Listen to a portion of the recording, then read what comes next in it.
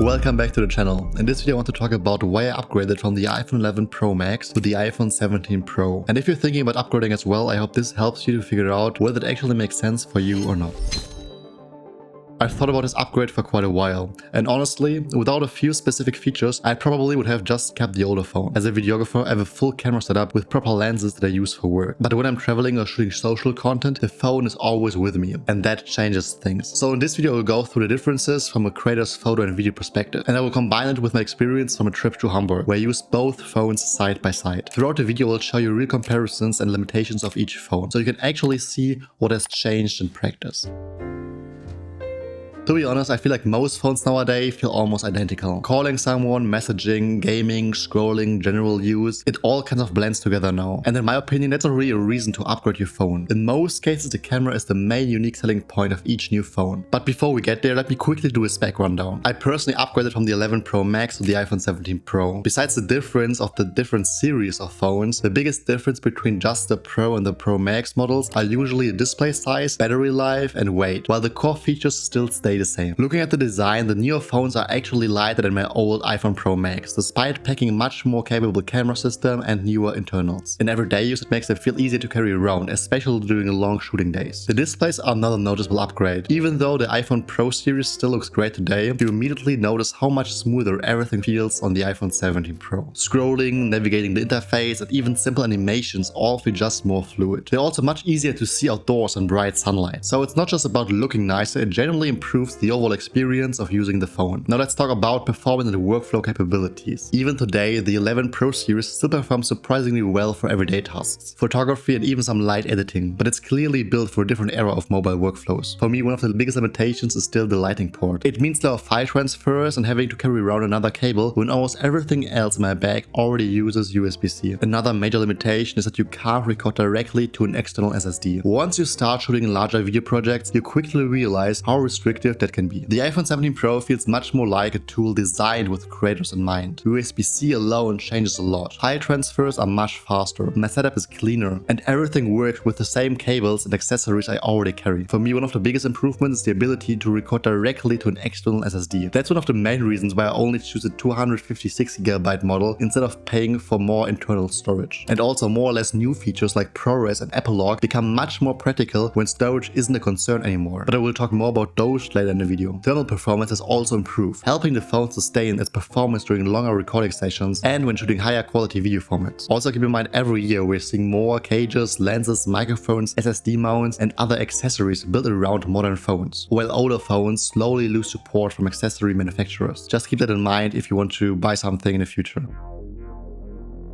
Getting to the actual core difference, and probably the main reason why I'm even making this video, is the camera system, because that's where the gap is really becoming clear. The iPhone 11 Pro series has a triple camera setup on the back. A main wide camera, 12 megapixels, 26mm f1.8, an ultra wide camera, 12 megapixels, 30mm f2.4, and the telephoto camera, 12 megapixels, 52mm f2. So you basically get three fixed perspectives: ultra wide, standard, and a short telephoto zoom. All of them are 12 megapixels, which is enough for a clean, non-cropped image. But it can become limiting when you want more detail or more flexibility in post. The iPhone 17 Pro series, on the other hand, moves into a much more flexible system. You have a main camera, 48 megapixels, 24mm f1.78, an ultra-wide camera, 48 megapixels, 30mm f2.2, and the telephoto camera, 48 megapixels, 100mm f2.8. Let me quickly explain what this actually means. 12 megapixels versus 48 megapixels is not just 4 times better. It means each image contains far more pixel data, which translates into better low-light performance, more detail when cropping in, smoother gradients in skies, skins and shadows, and more flexibility when editing without the image falling apart. Then when using any of these lenses, it's also important to understand zoom limits and where image quality starts to drop. On the iPhone 11 Pro series, you have 0.5 ultra-wide, 1x main camera, and the 2x optical telephoto. Anything beyond or between that is a digital zoom, which means the phone is basically stretching the image. That quickly leads to softness and noise, especially in low light. On the iPhone 17 Pro series, the zoom system is 0.5 ultra wide, 1x main, and the 4x optical telephoto. But the important part is how it behaves beyond the physical lenses. Apple uses the extra resolution of the 48 megapixel sensors to create additional optical quality focal lengths before relying entirely on digital zoom. This keeps the image much more cleaner and still very usable. Only beyond those ranges, those image quality starts to drop more noticeably. So in general, it makes sense to say within the native lenses or suggested crop ranges whenever possible, especially if image quality matters. When it comes to photos, I also noticed a clear difference in how both phones process the image. The iPhone 11 Pro series tends to apply stronger sharpening, show much more noise and shadows, lose detail faster in low light, and compress fine textures and complex scenes. It still performs very well in good lighting, but once conditions get harder, you start to see the limits of the older processing pipeline. The iPhone 17 Pro series, on the other hand, produces a much more controlled image. Less aggressive sharpening, better dynamic range, more details in highlights and shadows, cleaner low light performance, and more natural texture preservation. Beyond photos, video is another major difference between both phones. The iPhone 11 Pro series supports up to 4K at 60 FPS, optical image stabilization combined with Apple's computational video stabilization, but it does not support ProRes recording, Epilogue, advanced color workflows, and directly recording to an external SSD. These are features that you only get on the iPhone 17 Pro series, and they start to matter once you step into more serious production workflow. I know it can feel a bit overwhelming at first, but it's worth it if you want more control in editing. The iPhone 17 Pro series has up to 4K at 120 FPS, up to Full HD, so 180p at 240 FPS for slow motion, ProRes recording, Epilogue, and directly recording to an external SSD via USB-C. It also has improved image stabilization, which makes handheld footage noticeably more stable in real-world shooting situations. And lastly, before moving into more visual examples, let me briefly talk about the front camera. With my old iPhone 11 Pro Max, I honestly almost never used it because it just didn't feel very flexible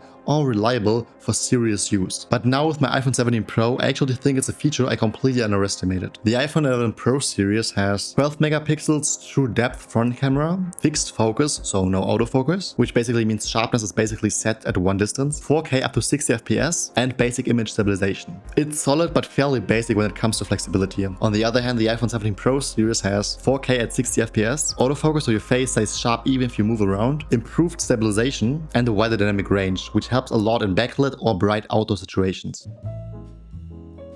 To be honest, even older phones like the iPhone 11 Pro series already have a lot of capabilities that most people never actually unlock. A lot of my friends don't even know about this. Because out of the box, your iPhone is actually kind of limited compared to what it can actually do. Don't ask me why, but you can go into your settings and unlock more Pro features. If you haven't already, grab your phone and go into your camera settings. It's slightly different between the iPhone 11 Pro series and the iPhone 17 Pro series, but there's quite a lot in there. You've got things like frame rate control, including very high frame rates and slow motion options. You also get resolution and format settings that go beyond the default capture modes, but there's even more, like grid overlays for better composition, level tools to keep your shots straight, or exposure control so you can adjust brightness more precisely while shooting. All of this is already built into the phone, you just have to turn it on to actually use it. And beyond that, you don't even necessarily need a new phone to unlock more potential. You can also just download apps. The default Apple camera app is intentionally limited. It's fast, simple, and easy to use, but it also hides a lot of the deeper controls. That's Apple's approach. Great user experience, but not full access to everything. That's where third-party apps come in. If you're into video, I recommend the free Blackmagic camera app. It gives you much more professional video control. It's designed for users who understand exposure, codecs, and workflows. And overall, it's very powerful, but it can feel a bit overwhelming at first. And lately, I've also been using the Pro Camera app for both photos and video. Unfortunately, it's a paid app, around 20 euros for a one-time purchase, but I've been really enjoying it. This one gives you more structured manual control, audio monitoring, storage awareness while recording. It supports external microphones. You have tons of detailed shooting controls and some cool other Pro focus tools, like de-squeezing phonomorphic lenses. So I think it's worth checking these out or similar apps before you even think about upgrading your phone. So ultimately, do I think it's worth upgrading? Well, yes and no. I upgraded mainly because of the camera. And as you've seen throughout the video, the iPhone 17 Pro series is overall a lot better. Especially once you actually know what you're doing with it. But it still doesn't turn bad conditions into cinematic images. For that, you will still need a proper professional camera. But what it does give you is very usable footage for B-roll, content, behind the scenes work, and high quality photos in good lighting. In those situations, it's more than usable and definitely a strong upgrade. Comparing both, I would say the iPhone 11 Pro series is still a very capable device. In good lighting it performs very well. For casual shooting, travel content or even semi-pro use. It still works without issues, and for everyday things like messaging, calling, gaming or music, there's really nothing that suddenly becomes bad just because a newer phone exists. But the iPhone 17 Pro series becomes valuable in more specific situations, especially when you need reliable low-light performance, usable zoom without everything falling apart, cleaner wide shots with less noise, Apple Lock workflows and proper grading flexibility, and real post-production options like ProRes and external SSD recording. So my recommendation is I would only upgrade to a newer phone like the iPhone 17 Pro or iPhone 17 Pro Max if you actually need those things. And one key realization stays the same: your skill still matters more than your gear. But better tools do expand what's possible, especially when conditions get harder. So upgrading really only makes sense if you're moving into a more serious creator workflow and actually using those more advanced features. I hope this video was helpful. As always, if you like this color grade, my LUTs and presets in the description below. This supports the channel and I really appreciate it. With that being said, thank you so much for watching until the very end, and I will catch you in the next one.